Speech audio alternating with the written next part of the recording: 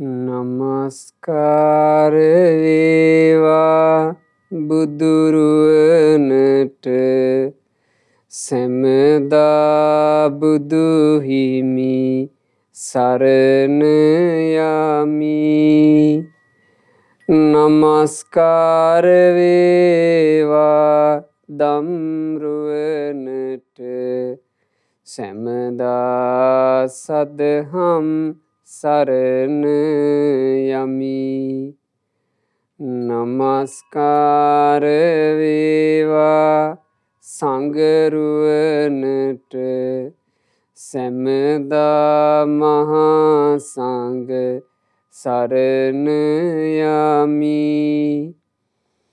නමස්කාර වේවා තුනුරුවනට සැමදා තිසරණ සරණ යමි.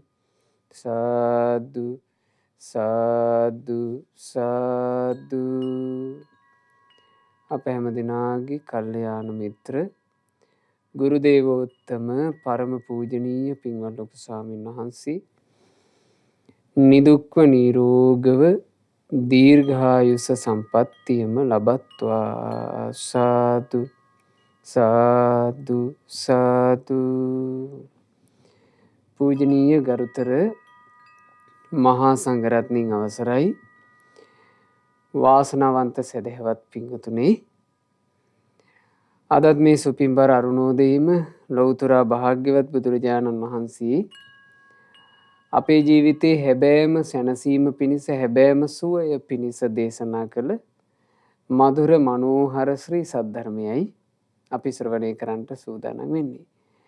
අද මේ දේශනාව වෙනුවෙන් දායකත්ව දරනු ලබන්නේ හක්මන කෝංගල නැගෙනහිර නොම්බර 471 ශ්‍රීමාලී නිවසේ පදිංචි පින්වත් සජීවනී එරන්දිකා රණසිංහ දියණියගේ ඉදිරි විවාහ ජීවිතයේ ඒ වගේම රැකියාවේ කටයුතු අනිකුත් අනාගත කටයුතු සියල්ල රත්නත්‍රයේ ආශිර්වාද බලයෙන් ਸਰව ප්‍රකාරයෙන්ම සාර්ථක වෙත්වා කියන ප්‍රාර්ථනාවෙන් යුක්තව ආදරණීය පියාණන් ඒ වගේම නලින් බුද්ධික රණසිංහ සොහොයුරා, වසන්තා ලක්මාලි සනසිංහ සොහොයුරිය ඇතුළු කලනි නිමේෂා උදයන්ති නෑනා සහ සමීර රත්නායක බෑණනුවන් යන මේ පින්වතුන්ලා සෑම සියලු දෙනා ඒක රාශී වෙලා පින්වතුනි ජීවිතයක හැබෑම සැපේ හැබෑම සැනසෙල්ල කුමක්ද කියලා අපි හොයනකොට අපිට හැබෑ සැප සැනසුම හමු වෙන්නේ බුද්ධ ශාසනයේ. මේ ලෝකේ හැබෑම සැනසුමට හැබෑම සැපයට පත් වුණ ලෞතර භාග්‍යවත් බුදුරජාණන් වහන්සේ විසින් දේශනා කරපු සද්ධර්මය තුළ තමයි ජීවිතයක හැබෑ සැනසුම ගැන ජීවිතයක හැබෑම සැපේ ගැන කියා දෙන්නේ. බුදුරජාණන් වහන්සේ වැඩ හිටපු කාලේ මිනිස්සුන්ව රංගන කෞශල්‍යයෙන් සතුටු කරවන නළුවෙක් හිටියා. මේ නරුවා වේදිකා නාට්‍ය ආදී සිද්ධ කර කර මේ මිනිස්යාව නොඑක ආකාරයෙන් සතුටු කරනවා. මෙයා මේකෙන් ලොකු වින්දනයක් ලැබුවා, ලොකු සතුටක් ලැබුවා. මෙයා හිතුවා මේ ජීවිතේ මේක තමයි කළ යුත්තේ, මේක සතුට කියලා. එහෙම හිතාගෙන ඉන්නකොට දවසක් මෙයාට ලෞතර භාග්‍යවත් බුදුරජාණන් වහන්සේත් භික්ෂු සංඝයා වහන්සේත් හරීම සුන්දර ස්වභාවයෙන් යුක්තව පිණ්ඩපාතේ වඩිනවා දකින්න ලැබුණා. දැන් භාග්‍යතුන් වහන්සේත් ඒ උතුම් රහතන් වහන්සේලාත් ඊටාම සංසුන්ව පිණ්ඩපාත ගමන වඩිනකොට කොච්චර ලස්සනක් තියෙන්නේ නැද්ද? දැක්ක ගමන් මේ නළුවගේ හිත පැහැදුනා. පැහැදිලා භාග්‍යතුන් වහන්සේ අභියස දහම් ඇසුවා. ධර්මය අහනකොට තමන් මේ සැපේ කියලා හිතාගෙන හිටියේ කොච්චර ලාමක දෙයක්ද කියලා තේරුණා. අතෑරියා ඔක්කොම. ගෞතම බුදුරජාණන් වහන්සේගේ ශාසනය පැවිදි වුණා. පැවිදි වෙච්ච මේ භික්ෂුන් වහන්සේව හැඳින්වුවේ නටපුත්තක භික්ෂුව කියලා. මේ නටපුත්තක භික්ෂුන් වහන්සේ අනෙක් භික්ෂුන් වහන්සේලාත් සමග දවසක් රජගහ නුවර පිණ්ඩපාතේ වැඩම කරනවා. ඉතින් මෙහෙම පිණ්ඩපාතේ වැඩම කරද්දී එදාත් රජගහ නුවර වේදිකා නාට්‍යයක්. මිනිස්සු අර ලොකු වේදිකාවක් ගහලා මේ වේදිකාව අභියසට රැස් වෙන නාට්‍ය බලනවා. මේ වෙලාවේ තමයි භික්ෂුන්ට පිණ්ඩපාතේ වඩින්න සිද්ධ වුනේ. මේ නටපුත්තක තෙරුන් වහන්සේ මේ වෙනකොටත් රහතන් වහන්සේ නම අර වේදිකා නාට්‍ය දිහා බලන්නේවත් නැතුව උන්වහන්සේ වැඩම කළා. අනිත් භික්ෂුන් වහන්සේලාත් එතනින් වැඩම කළා. ටික දුරක් ගිහිල්ලා විවේකී තැනකට ආවට පස්සේ අනිත් භික්ෂුන් වහන්සේලා අහනවා ආශ්මතුනි ඔබ වහන්සේත් මහාන වෙන්න කලින් නළුවෙක්නේ. දැන් අර වේදිකා නාට්‍ය ආදී දකින්නකොට ඒ වගේ සද්ද ඇහෙනකොට ආස හිතෙන්නේ නැද්ද කියලා ඇහුවා. එතකොට මේ නටපුත්තක රහතන් වහන්සේ කියනවා අනේ ආශ්මතුනි මට ඕවා ගැන ඇල්මක් නැහැ. මට දැන් ආස හිතෙන්නේ. එහෙම කියලා වැඩියා. එතකොට අනිත් භික්ෂුන් වහන්සේලා කල්පනා කළා දැන් මේ ආසා නැතිය ඒවා ගැන ඇල්මක් නැතිය කියලා කියන්නේ කෙලෙස් නැහැ කියලාද කියන්නේ? මේක පැමිණිලි කරන්න ඕන. බුදුරජාණන් වහන්සේගේ ළඟට ගිහිල්ලා භික්ෂුන් පැමිණිලි කරා. ස්වාමීනි භාග්‍යතුන් වහන්සේ අර නටපුත්තක තෙරුන් වහන්සේ හරියට අරහත්ත්වයටපත් වුණා වගේ තමයි අඟවන්නේ. අන්නේ වෙලාවේ බුදුරජාණන් වහන්සේ වදාලා මහණෙනි ඒ නටපුත්තක භික්ෂුව ඇත්තෙන්ම අරහත්ත්වයටපත් වෙලා තමයි ඉන්නේ. ඒ රහතන් වහන්සේ නමක් කියලා බුදුරජාණන් වහන්සේ නටපුත්තක මහ රහතන් වහන්සේගේ ගුණ ඉස්මතු කරවමින් මෙන්න මේ මිහිරි ගාථාව දේශනා කොට වදාලා. බුදුරජාණන් වහන්සේ වදාළ ගාථා රත්නය පින්වතුන්ලාටත් තිරේ දර්ශනය වෙනවා. ධම්මපදයේ බ්‍රාහ්මණ වර්ගයේ 36 වෙනි ගාථාව ධම්මපදයේ ගාථා විදිහට ගත්තොත් 418 වෙනි ගාථාව අපි හැමදෙනා සජ්ජායනා කරමු. මාත් සමගම පින්වතුන්ලාත් කියන්න. හිත්වාරතිංච අරතිංච සීති භූතං නිරූපදින් සබ්බ ලෝකාභිභුං වීරං තමහං බ්‍රෝමි බ්‍රාහ්මනං පස්කම් ගුණයෙහි ඇල්මද නැත්තේ පැවිදි ගුණ දමෙහි නොඇල්ම නැත්තේ සිහිල්ව නිවියේ නිකෙලෙස්සෝයේ හැමලොව මැඩලෝ වීරිය ඇත්තේ ඔහුටය මම බමුණාය කියන්නේ. ඕනොහොමයි බුදුරජාන් වහන්සේ බ්‍රාහ්මණයා ශ්‍රේෂ්ඨයා නික්ලේසී උත්තමයා උතුම් රහතන් වහන්සේ ගැන හැඳින්වුවේ. යම්කිසි කෙනෙකුගේ හිත තුළ ලාමක වූ පස්කම් ගුණය ගැන ඇල්ම නැත්තම් කාම ගුණ ගැන ඇල්මක් නැත්තම් හිතේ ඊළඟට උතුම් පැවිදි ජීවිතයේ හිත නොඇලෙන්නේ නැත්තම් පැවිදි ජීවිතයට හානිය පිණිස එන එකනේ අරතිය හිත ඇලෙන්නේ පැවිද්දේ. ගුණදහම් දියුණු කරනකොට හිත ඇලෙන්නේ. හිතේ නොඇල්මෙන්නේ නැත්තම් සීති භූතං සිහිල්ුණානම් සිහිල් වෙන්නේ කොහොමද? කෙලෙස් නිවීමෙන්. කෙලෙස් තියෙද්දි කිසි සිසිලසක් නැහැ. කෙලෙස් නැතුව ගියාම පස්සේ තමයි සිසිලස සීති භූතං නිරූපදින් මුළු මනින්ම නික්ලේසී වෙලා සබ්බ ලෝකාභිභුං වීරං හැම ලෝකේම මැඩලු වීරියවන්තයෙක්. හැම ලෝකය කියලා කියන්නේ මොන ලෝකෙද?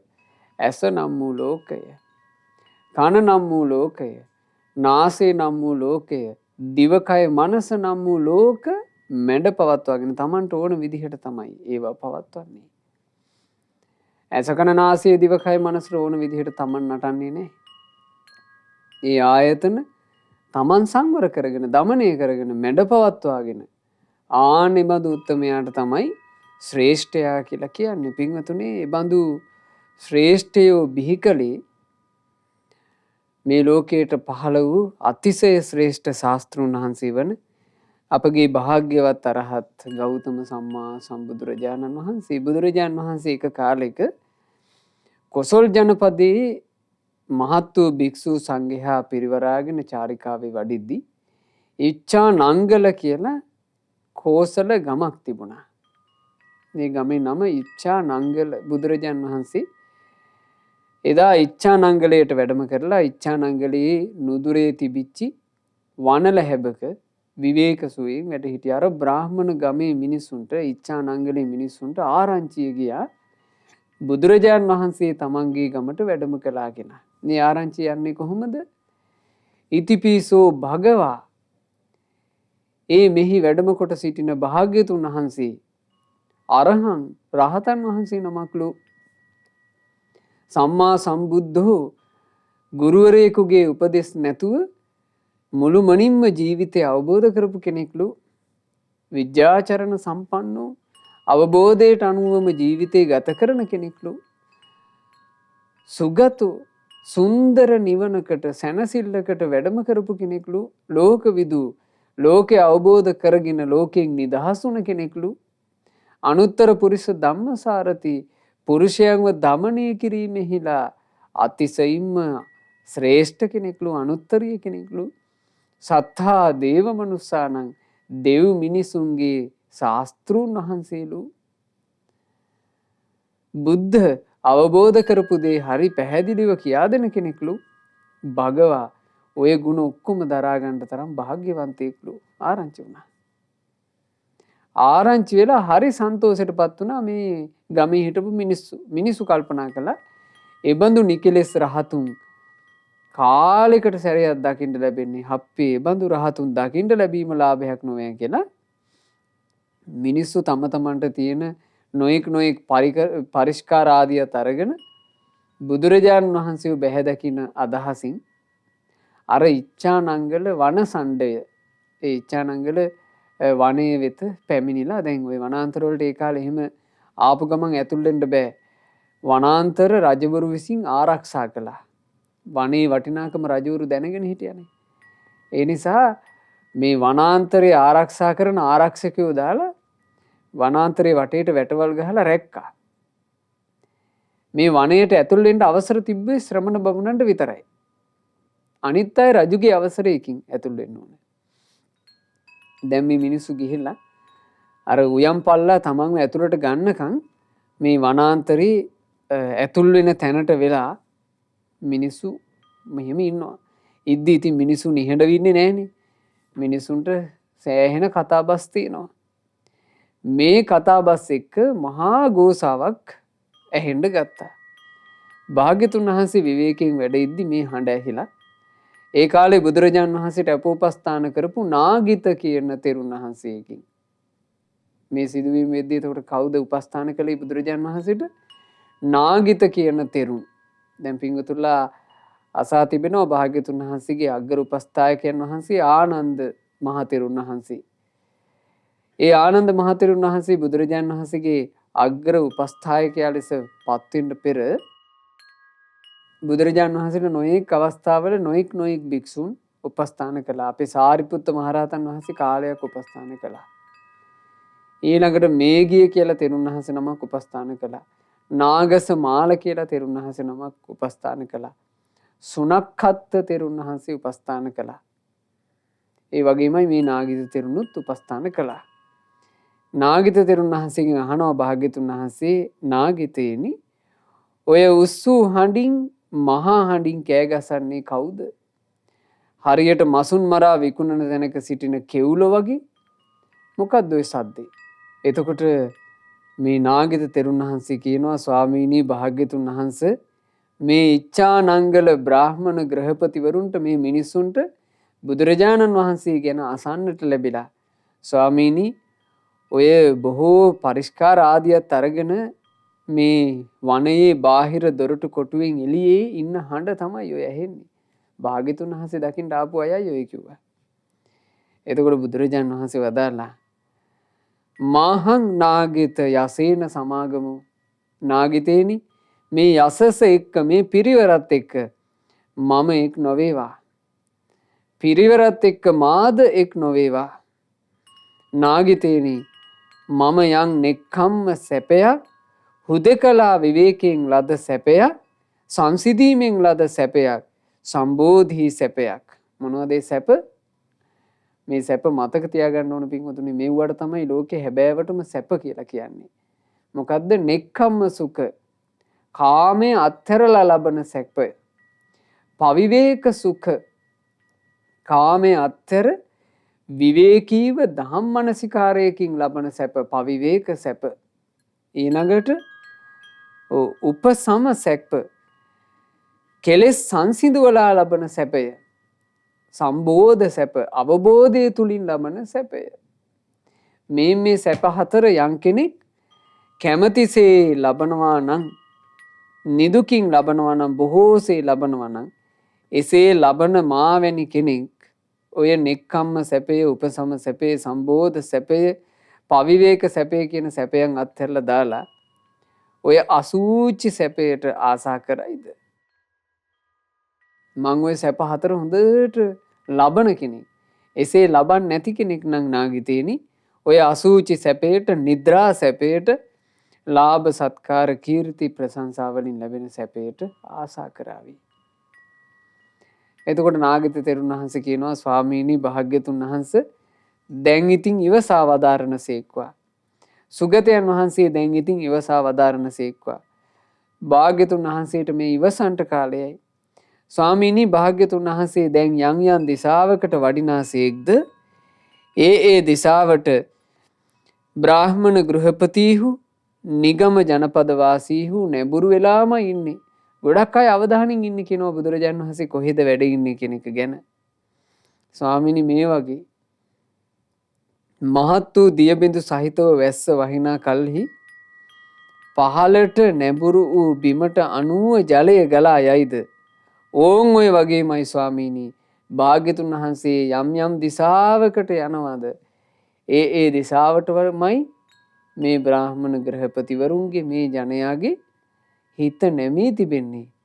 ස්වාමීනි භාග්‍යතුන් වහන්සේ ඔය මිනිස්සු වෙන මොකකටවත් නොවේ පැහැදුනේ. භාග්‍යතුන් වහන්සේගේ සීලයත් ඥානයත් නිසායි. ඒ නිසා ස්වාමීනි ඉවසා වදාරණ සේක්වා. ඒ වෙලාවේ භාග්‍යතුන් වහන්සේ වදාරනවා නාගතේනි මේ පිරිවරත් එක්ක මා එකතු නොවේවා. පිරිවර මා සමග එකතු නොවේවා. නාගතේනි ඔය අසූචි සැපයට, මොකක්ද අසූචි සැප කියලා කිව්වේ? කාම සැපය. ඔය නිද්‍රා සැපයට, ලාභ සත්කාර ආදීන් උපදින කම් සැපයට උතුම් සැපයන් නොලබන කෙනෙක් නම් ආස කරાવી.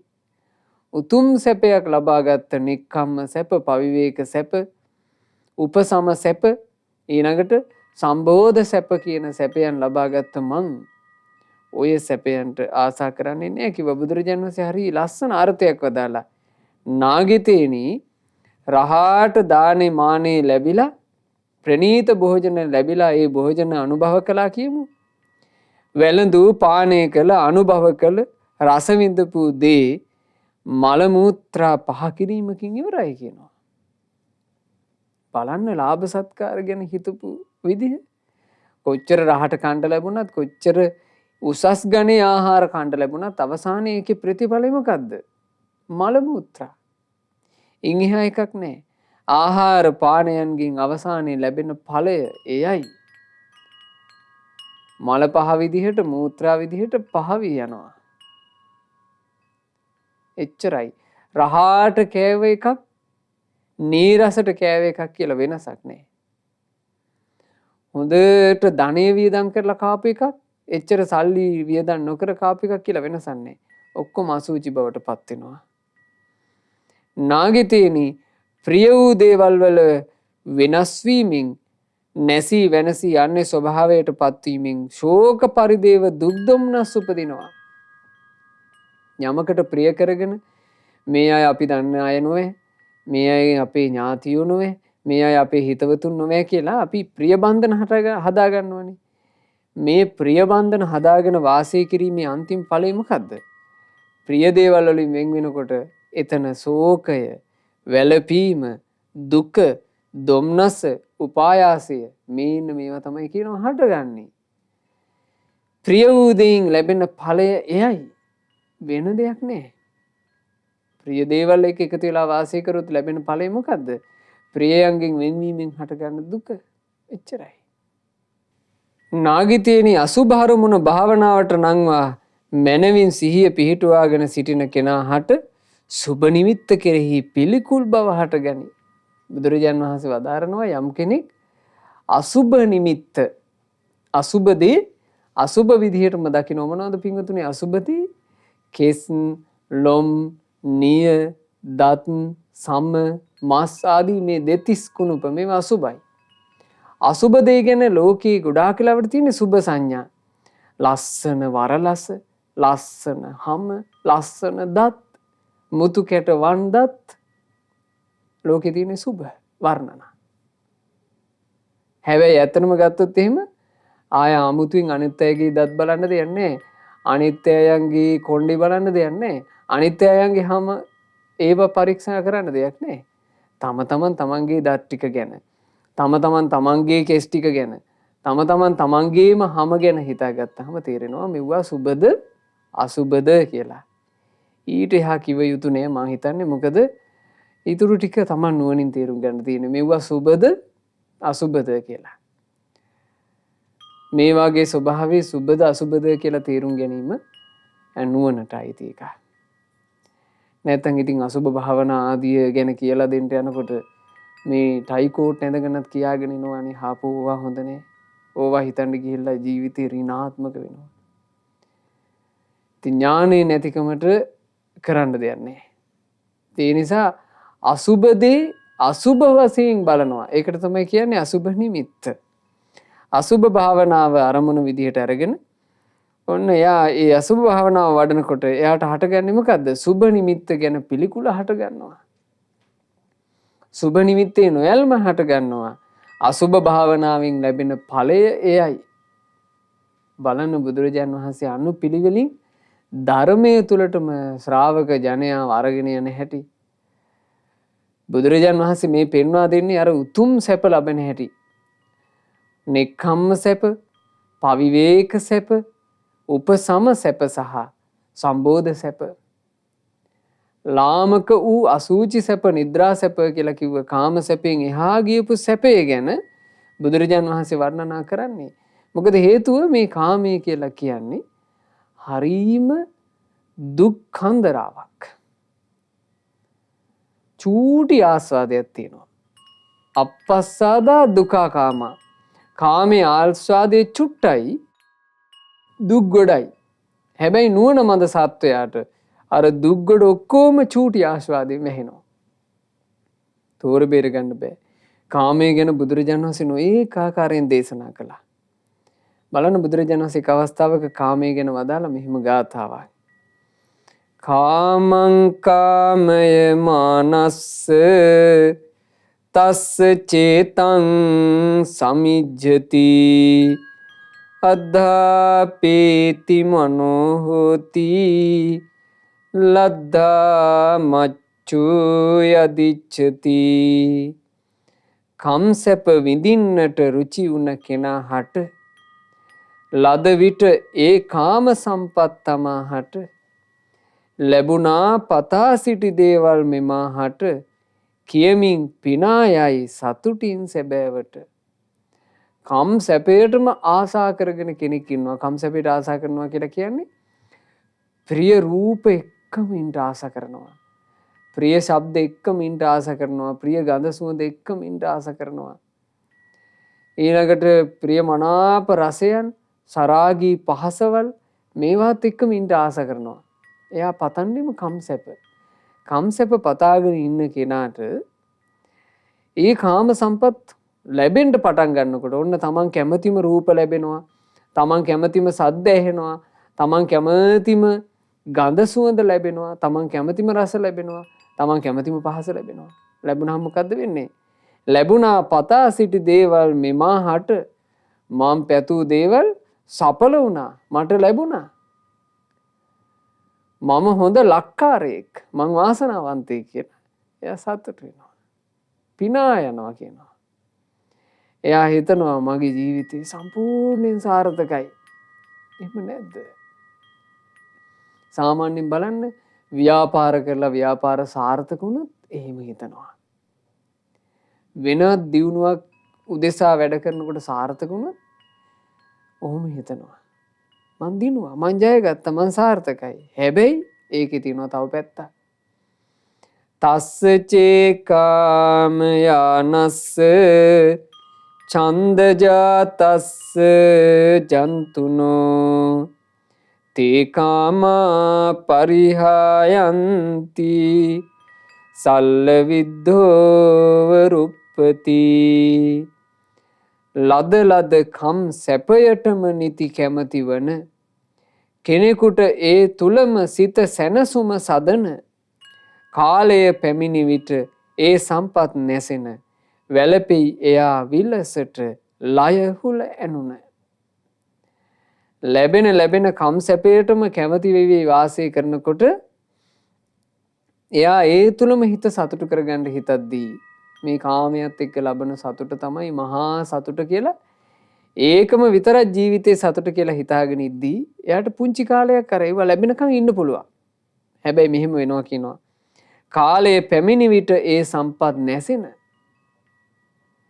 යම් කලක් එනවා කියනවා අර සම්පත් නැසෙන. එක්කෝ තමන් බලාගෙන ඉදී තමන්ගේ අස්පනා පිට තමන් ආදරය කරපු රූප, ශබ්ද, ගන්ධ, රස, පහස නැතුව යනවා. එක්කෝ ඒවා ටික තියෙද්දී තමන්ට යන්න වෙනවා. තමන්ගේ විනාශ වෙනවා. එහෙම වෙනකොට වැළපෙයි එයා විලසට ලයහුල ඇනුන. එයා අඬනවා කියනවා හරියට හදවත පසාරු කරගෙන එහා පැත්තේ මතුවෙන්න හුලක් ඇනුනා වගේ. ඒ වගේ වේදනාව විඳිනවා. බුදුරජාණන් වහන්සේ වැඩ ඉන්න කාලේ සවැත් නුවරම සිදුවීමක් වුණා. ඒක බ්‍රාහමණයෙක්ගේ එකම පුතා කාලක්‍රියා කරලා දැන් මිය ගිහිල්ලා. මේ පුත්‍රයා මිය පරලෝ ගියාට පස්සේ මේ බමුණට දුක වාව ගන්න බෑ. දැන් මේ බමුණා හැමදාම කරනවා කියන්නේ පුතාගේ මృత ශරීරයේ දවපු සොහන ළඟට ගිහිල්ලා අඬනවා, අනේ මගේ ආදර පුතේ ඇයි මාව දාලා ගියේ අඬනවා. අඬලා ඉතින් බොහෝ වෙලා අඬලා හිත චූට්ටක් තුනී කරගෙන මෙයා එනවා. නමුත් ඉතින් අඬලා එන මිනිස්සෙක්ව අඳුන ගන්න බැයිද දුකෙන් ඉන්නේ කියලා. බුදුරජාන් වහන්සේට මේ බමුණාව පාරේදී මුණ ගැහුණා. භාග්‍යතුන් වහන්සේ අහනවා මේ බමුණගෙන්, බමුණ මොකෝ මේ දුකෙන් වගේ? මොකෝ මේ කනගාටුවෙන් වගේ? අනේ ස්වාමීනි, මගේ එකම ප්‍රියමනාප පුත්‍රයා මිය ගියානේ. ඒ පුත්‍රයාගේ වියෝ දුක දරා ගන්න බැරුව මම මේ වේදනාවෙන් ඉන්නේ. බුදුරජාණන් වහන්සේ වදාලා, බ්‍රාහ්මණ ඒකනේ. ඕන ඔය නිසානේ ප්‍රිය දේ නිසා දුක හට ගන්නවා කියලා කියන්නේ. ප්‍රිය දේ නිසා බ්‍රාහ්මණ හටගන්නේ දුකක්මයි කිව්වා. එතකොට මේ බ්‍රාහ්මණයාට ඒක හරි ගියේ නෑ. මේ බ්‍රාහ්මණයා මේ අඩාඬ හිටපු එක අමතක කරලා කියාපි, ශ්‍රමණ ගෞතමීනි ඔබ වහන්සේ මොකද්ද මේ කියන්නේ? ප්‍රිය දේ නිසා දුක හට ගන්නවා. ප්‍රිය දේ නිසා කොහෙද දුක හටගන්නේ? ප්‍රිය දේෙන් හටගන්නේ සැපනේ කිව්වා. බුදුරජාන් වහන්සේ නිශ්ශබ්ද වුණා, වැඩම කළා. අර අනුවන තැනත්තාට ඒක නොතේරුණ නිසා භාග්‍යතුන් වහන්සේ නිහඬ වුණා, වැඩම කළා. මේ බ්‍රාහ්මණයා තමන් මහා ලොකු එකක් කරා වගේ හැම තැනම මේක කියාගෙන ගියානේ. ඔය සවැත් නුවර කඩපිල් ගානේ කියාගෙන ගියා. අද මේ ශ්‍රමණ බවත් ගෞතමයෝ මගෙත් එක්ක මෙහෙම කතාවක් කියාගෙන ආවා. මාත් අතෑරියේ මං කියලා දැම්මා. දැන් මෙයා කියනවා. මෙයා කියනකොට ඔය කඩපිල් වල ඉන්න මිනිසුන්ට අත ඉතින් ඒක ගැන තේරුමක් නැහැනේ. ඒ මිනිස්සුත් මෙයාගේ කතාවටම තකට තක එකතු වුණා. ඒ මිනිස්සුත් කියනවා හරියට හරි බමුණ ඔය හරි උත්තරේ දීලානේ මේ ප්‍රිය දේවල් නිසා කොහෙද දුක හටගන්නේ? ප්‍රිය දෙයින් සැපයක් නේ හටගන්නේ. ශ්‍රමණ ගෞතමයන් වහන්සේ මහා විකාර බස්නේ කියලා තියෙන්නේ. මේක ඔහොම කට කතාවෙන් ගිහිල්ලා අවසානයේ මේ සවැත් නුවර ඔය කෝසලයේ පාලනය කරපු පසේ නදී කෝසල මහරජුරුවගේ මාලිගාවට යනවා. කොසල් රජුරුව මේක අහලා හරි කම්පාවට පත් වුණා. මොකද කොසල් රජුරුව බුදුරජාන් වහන්සේට හරි ආදරෙයි. භාග්‍යතුන් වහන්සේ ගැන මහා ගෞරවයක් තිබ්බා. කොසල් රජුණට දැන් හිතට හරිනේ බුදුරජාන් වහන්සේත් වචනේ වරද්දගෙන කියලා. එතකොට තේරෙනවා කොසල් රජුරන්ට ඒ වෙද්දී ලොකු ප්‍රසාදයක් භාග්‍යතුන් වහන්සේ ගැන ගුණ වශයෙන් අඳුනගෙන ප්‍රසාදයක් තිබිලා නැහැ. කොසල් රජුරු හරි කනගාටුවෙන් ඉන්නකොට මාල්ලිකා බිසව ළඟට ආවා. මාල්ලිකා බිසව ළඟට ඇවිල්ලා අහනවා රජතුමනි මේ කනගාටුවෙන් වගේ මොකෝ? එතකොට කිව්වා නෑ මල්ලිකා අපි මේ බුදුරජාණන් වහන්සේ හිතලා බලන්නේ නැතුව වචනයක් කියලානේ. දැන් ආන්න සවැත් නුවර පුරාම පැතිරෙනවා මේ වචනේ. බුදුරජාණන් වහන්සේ ඉතින් පොඩ්ඩක් හිතලා බලලා මේ වචනේ කතා කරන්න තිබුණා. මල්ලිකා බිසව පැහැදිමින් හිටියේ. මල්ලිකා බිසව ඇහුවා රජතුමනි මට විස්තර කියන්නකෝ. නෑ මල්ලිකා භාග්‍යතුන් වහන්සේ කියලා තියෙනවානේ ප්‍රිය දේ නිසා දුක හට ගන්නවා කියලා කාරණාවක්. මල්ලිකා ප්‍රිය දෙයින් කොයින්ද දුකක් හටගන්නේ? ප්‍රිය දෙයින් හටගන්නේ සැපනේ. දැන් අපි මේ ප්‍රිය දේවල් ඔක්කොම මේ ලං කරගන්නේ මල්ලිකා සැපයක් පතාගෙන නෙමෙයිද? එතකොට මල්ලිකා බිසව තේරුම් ගත්තා බුදුරජාණන් වහන්සේ මේ අර්ථය කියන්නේ නැති මහා වැටහීමක් ඇතිවයි. බුදුරජාණන් වහන්සේ කියපු කතාව තමයි සත්‍යය. භාග්‍යතුන් වහන්සේ හරියටම මොකද්ද කිව්වේ කියලා මම දැනගන්න ඕන. මල්ලිකා බිසව සේවකෙක්ව යවනවා බුදුරජාණන් වහන්සේ ළඟට. ඒ සේවකයාගේ අතේ පණිවිඩය යවුවා ස්වාමීනි භාග්‍යතුන් වහන්සේ නගරේ පුරාම පැතිරෙනවා ඔබ වහන්සේ කිව්වා කියලා කතාවක් ප්‍රිය දෙයින් දුක හට ගන්නවා කියලා. ස්වාමීනි ඔබ වහන්සේ මෙහෙම එකක් කිව්වාද නැද්ද? කිව්වා නම් ස්වාමීනි මේකේ අර්ථය මොකද්ද? එතකොට භාග්‍යතුන් වහන්සේ ළඟට අර සේවකයා ගියාම බුදුරජාණන් වහන්සේ ඒ සේවකයාට මේ කාරණේ පහදලා දුන්නා. ප්‍රිය දේ නිසා දුකක්මයි හටගන්නේ. ඒක තේරුම් ගන්නටය කිව්වා. ඒ කාලේ සිද්ධ වෙච්ච සිද්ධියක්. තරුණ වයසේ රජකුමාරයෙකුයි කුමාරිකාවකුයි මේ හාද වුණා. දෙන්න බඳින්න කැමැත්තෙන් හිටියේ. හැබැයි ගෙවල් වලින් විරුද්ධ වුණා. විරුද්ධ වුණාට පස්සේ මේ රජකුමාරයා අර කුමාරිකාවට තැනකට එන්න කිව්වා. ඇවිල්ලා කිව්වා දැන් ඔයා මගේ පෙම්වතිය ඔයාව මට ලබා ගන්න විදිහක් නැහැ. ගෙවල් වලින් විරුද්ධයි. අපිට මේ ජීවිතේ හම්බ වෙන්න වාසනාව නැහැ.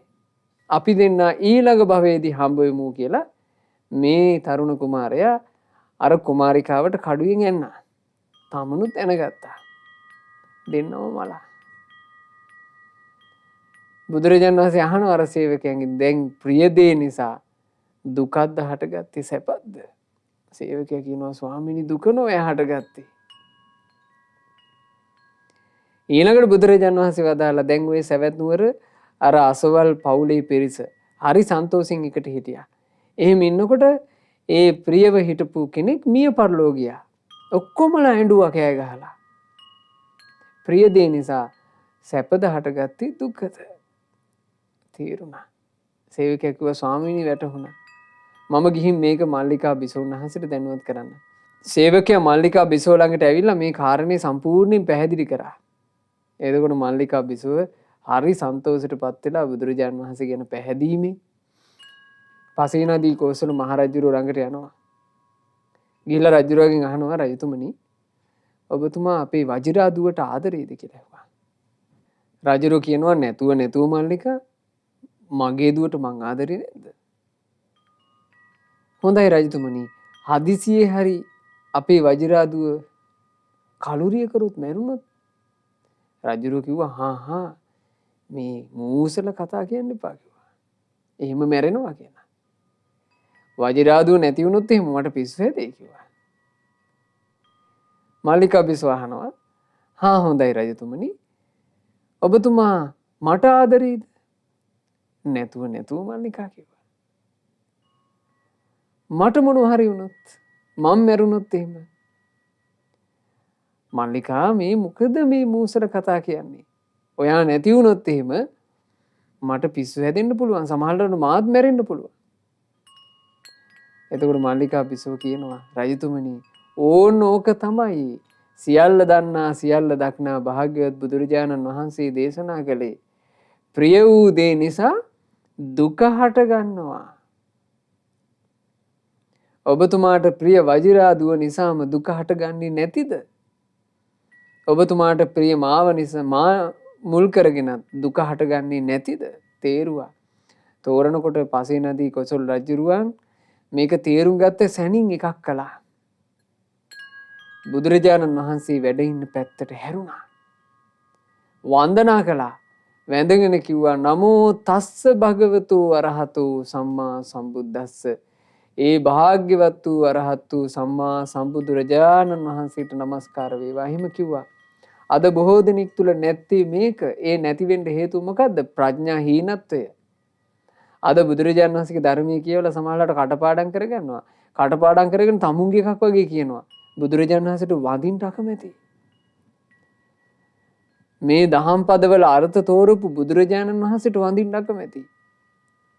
බුදුරජාණන් වහන්සේගේ ධර්මය ඉගෙනගෙන ඒක කටපාඩම් කරගත්තට පස්සේ ඒක තමුන්ගේ වැටහීමක් වගේ කියන්නයි සතුටු.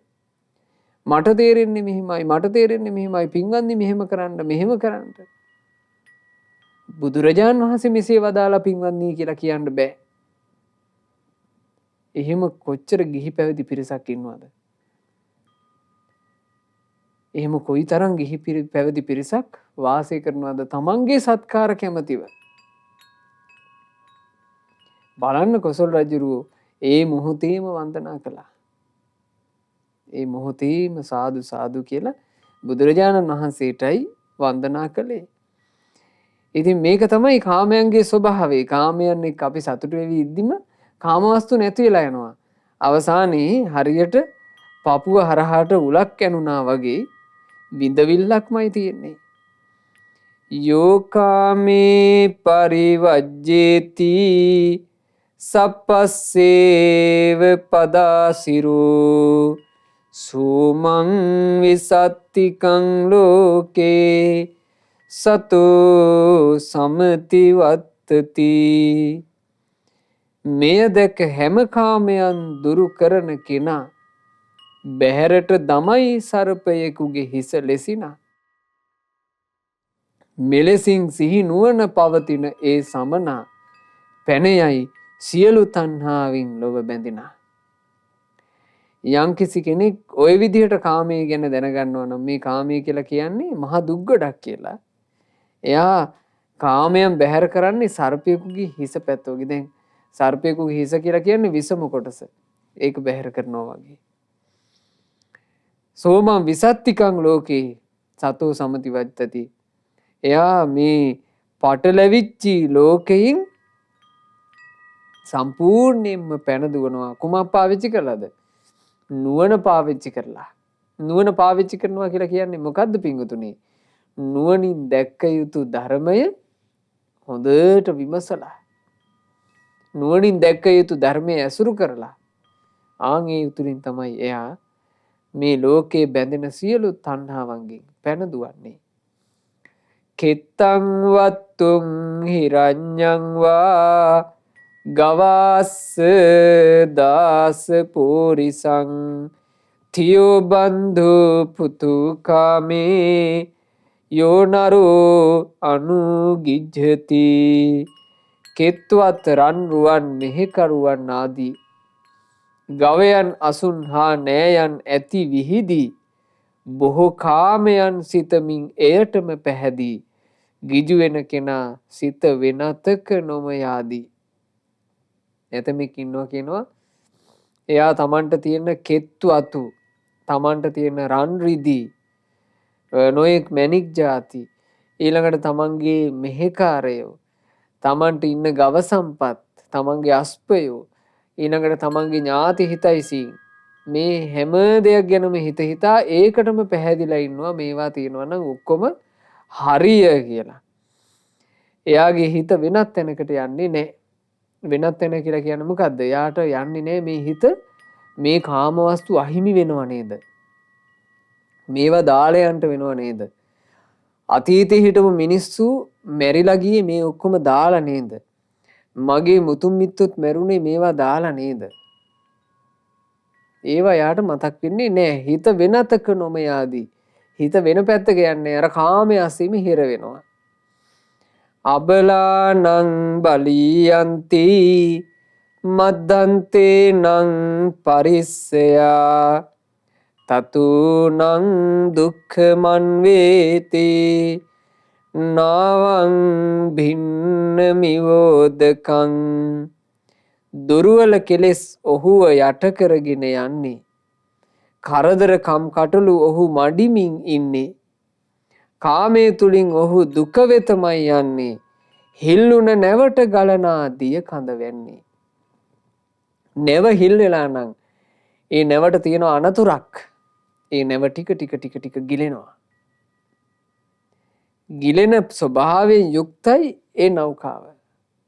සිදුර තියෙන තාක් නැව ගිලෙනවා. සිදුර මොකද්ද? කාමය. ඒ කාමය කියන සිදුරෙන් දුර්වල කෙලෙස් එයාව යට කරගෙන යනවා. ඊර්ෂියාව එනවා. සරාගී භව එනවා. ලෝභය එනවා. අනුන්ගේ ගුණ මැකීම එනවා. එකට එක කිරීම එනවා. අනිත් අය සම්බන්ධයෙන් නොයෙක් කතා හැදීම එනවා. අන්න දුර්වල කෙලෙස් එයාව යට කරගෙන යනවා. ඒ යට කරගෙන යනකොට එයාට අවසාන ඉතුරු වෙන්නේ කරදර කම්කටොළු විතරමයි. කරදර කම්කටොළු හිතේ හැටියට එයාව මඩිනවා. එයාට බැරුව යනවා කරදර කම්කටොළු මඩින්න. කරදර කම්කටොළු විසින් ඒ කෙනාව මඩින්න පටන් ගන්නවා. හරියට හිල්ලුන නැවට ජල කන්දරාව බහිමින් වැටෙමින් ජලය පිරෙමින් නැව අනතුරට යනවා වගේ කාමයේ තුලින් ඒ කෙනා යන්නේ දුක වෙතටමයි. ගින්දරට ඇදෙන පළගෙටියෝ වගේ ගින්දරට ලං වෙන්න විනාශේ. ඒ වගේ කාමයන් එක්ක මුසපත් වී ඉන්න හිතුවොත් කාමයේ ඇත්ත සිහි නොකළොත් අනතුරමයි. එතන තියෙන්නේ අනතුරමයි. තස්මා ජන්තු සදා සතු කාමානි පරිවජ්ජයේ තේ පහාය තරේ ඕඝං නාවං සිත්වාව පාරගු. එනිසා හැම විටම සිහියෙන් කල් ගෙවමින් දැනගෙන කාමයන් බැහැරට හැර දමමින් දිය ඉස නැව සදාගෙන එතරටම යමින් තරණය කළ යුතුය සැඩ දිය බිඳ හරිමින්. බුදුරජාන් වහන්සේ දේශනා කළා ඕන් ඔය කාරණේ නිසා කෙනෙක් ජීවිතේ ගත කරන්න ඕන හැමතිස්සෙම සිහියෙන් යුක්තවමයි. කාමයන් ගැන හොඳට තේරුම් අරගෙන දැනගෙන කාමයේ පැහැර කරන්න ඕන. කාමයේ ගැන තියෙන ඇල්ම අත්හැරලා දාන්න ඕන. හරියට නැව හදාගෙන නැවේ පිරිච්චි දිය ඉහළ දාලා නැව හදා ගන්නවා කියලා කියන්නේ කාම ඇල්ම වැහුවා. එතකොට නැවට ආය වතුර ඉන්නේ. නැවේ තියෙන පිරිච්චි වතුරක් තියෙනවනේ ඒව ඉවත් කළා. ඒ කෙනා මේ සංසාරයේ කියන මහා සැඩගඟ සුවසේ තරණය කරන කෙනෙක් බවට පත් වෙනවා. ඒ නිසා මේ කාමයන් කෙරෙහි තියෙන ඇල්ම මේවා තුලින් පින්වතුනි අපිට කොයිම ආකාරයකින්වත් සැපයක් උපදවා දෙන්නේ නැහැ. මේ තුලින් උපදවා දෙන්නේ දුකමයි. අපිට සැප උපදවා දෙන්නේ අපි ධර්මයේ පුරුදු කළොත්. දැන් බලන්න බුදුරජාන් වහන්සේ වදාලා කෙනෙක් අසුභ භාවනාව පුරුදු කරනවා නම් ඒ තුලින් එයාට ලැබෙන ඵලය මොකද්ද? සුබ නිමිත්ත ගැන පිළිකුල හට ගන්නවා. ඊළඟට භාග්‍යතුන් වහන්සේ වදාලා නාගිතේනි ස්පර්ශ ආයතන 6 පිළිබඳව අනිත්‍ය වශයෙන් නුවණින් දකිද්දී ස්පර්ශය කෙරෙහි පිළිකුල් බව පිහිටනවා. මේක තමයි අනිත්‍ය භාවනාවේ ඵලය. ස්පර්ශය ආයතන ගැන අනිත්‍ය වශයෙන් දෙක වාසය කරනකොට ස්පර්ශය ගැන පිළිකුල හට ගන්නවා. ඊළඟට භාග්‍යතුන් වහන්සේ වදාලා නාගිතේනි පංච උපාදානස්කන්ධයන්ගේ හට ගැනීමත් වෙනසීමත් නුවණින් දෙක වාසය කරනකොට ආන්නේ කෙනාට උපාදානයේ පිළිබඳව පිළිකුල් භාවය හට ගන්නවා. උපාදානස්කන්ධ භාවනාවේ ඵලය ඕනෝකයි කියලා බුදුරජාණන් වහන්සේ දේශනා කළා. ඉතින් ඒ නිසා පින්වතුනි අපි හැමදෙනාගේ ජීවිතවල බුද්ධ ශාසනය මුණ ගැහුණා කියලා කියන්නේ හැබෑ සැපේ උපදවා ගැනීමේ අවස්ථාව. ඒ උදෙසා පසුබිම අපට දැන් මුණ ගැහිලා තියෙනවා. ඉතින් මේ සියල්ල මුණ ගැහුණු අවස්ථාවේ අපි කොයි කාටත් අප සෑම සියලු දෙනාට බුදුරජාණන් වහන්සේගේ උතුම් ශ්‍රී සද්ධර්මයේ මුල් කරගෙන හැබෑම සැපේ හඳුනා ගන්නටත් ඒ සැපේ තුල අපේ ජීවිතය ආරක්ෂා කර ගන්නටත් වාසනාව ලැබේවා. සාදු සාදු සාදු. රැස් කළා වූ සියලුම පුණ්‍ය ධර්මයන් සියලු දෙවියෝ සතුටින් අනුමෝදන් වෙත්වා. පින් අනුමෝදන් වන දෙවියෝ දිව්‍ය සැපින් වැඩේවා, දිව්‍ය ආශ්චර්යෙන් වැඩේවා. දෙවියන්ගේ නිරන්තර රැකවරණ අප හැම දෙනාට දෙවියෝ සලසා දෙත්වා. දෙවියෝද සංසාර දුකින් අත මිදේවා. සාදු සාදු සාදු. රැස් කළා වූ සියලු පුණ්‍ය ධර්මයන් අපගේ ගුරු දේවෝත්තම පරම පූජනීය පින්වත් ලොකු ස්වාමීන් වහන්සේට අනුමෝදන්ව ගුරුදේවයන් වහන්සේ නිදුක්ව නිරෝගව දීර්ඝායුෂ සම්පත්තියම ලබත්වා. සාදු සාදු සාදු. රැස් කරගන්නට යෙදුණු මේ සියලුම පුණ්‍ය ධර්මයන් අද දවසේ ධර්ම දානමේ පින්කම සිදු කරන ඒ සුපින්වතුන්ලාගේ නමින් මිය පරලෝ යන්ට යෙදුණු සියලු ඥාතීන්ට අනුමෝදන් වෙලා ඥාතීන්ගේ පරලෝ ජීවිත සැපයටම පත්වෙත්වා. අපගේ ඥාතීන් ඉක්මන් භවයකදීම සංසාර දුකින් අත මිදේවා කියන ප්‍රාර්ථනාවෙන් පින් අනුමෝදනා සිදු කරන්න. අද ධර්ම දානයේ ප්‍රධාන අරමුණ වන හක්මන කෝංගල නැගෙනහිර නොම්බර 470 ශ්‍රී මාලී නිවසේ පදිංචි පින්වත් සජීවනී එරන්දිකා රණසිංහ දියණියගේ ඒ ඉදිරි විවාහ කටයුතු, ඊළඟට රැකී රක්ෂා කටයුතු, අනාගත කටයුතු සියල්ල රැස් වූ පුණ්‍ය ධර්මයන්ගේ ආශිර්වාදයෙන්, සියලු දෙවියන්ගේ ආශිර්වාදයෙන්, උතුම් තුනුරණේ අනන්ත ආශිර්වාද බලයෙන් ਸਰව ප්‍රකාරයෙන්ම සාර්ථක වෙත්වා. ඒ දියණියගේ විවාහ කටයුතු ආදී ඉදිරි අනාගතයේ සියලු කටයුතු ਸਰව ප්‍රකාරයෙන්ම සාර්ථක වෙත්වා, දියුණුවටපත් වෙත්වා. කරදර බාධා සියල්ලම දුරු වෙලා මේ ගෞතම සාසනයේ සුවසේ දහමේ හැසිරි ධර්මාවබෝධ කරන්ටත් ඒ දියණියට වාසනාව ලැබෙත්වා කියලා අපි ආශිර්වාද කරනවා, සෙත් ප්‍රාර්ථනා සිදු කරනවා.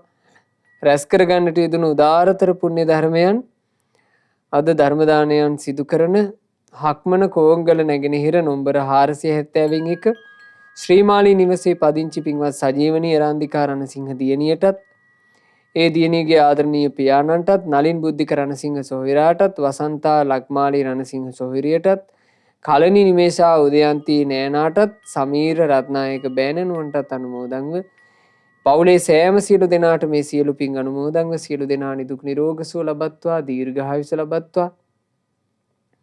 කිසිම කරදරයකින් බාධාවකින් තොරව තමන්ගේ ජීවිතවල රැකිරක්ෂා ව්‍යාපාර ආදිය දියුණු කරගෙන, දූදරු මුණුපිරි මිනිපිරියන්ගේ අධ්‍යාපන කටයුතු ආදිය දියුණු කරගෙන තමන්ගේ ජීවිත සැනසෙල්ලේ ගත කරන්නට ලැබේවා. ශ්‍රද්ධා මාසික ධර්ම දාන සමාජික පින්වතුන්ලාටත්, ශ්‍රද්ධා කාර්ය මණ්ඩලයේ සියලු දෙනාටත්, ඒ වගේම සුපින්වත් ඔබ හැම දෙනාටත් මේ ගෞතම බුදු සසුනේම සුවසේම ධර්ම අවබෝධ කරන්නට වාසනාව ලැබේවා.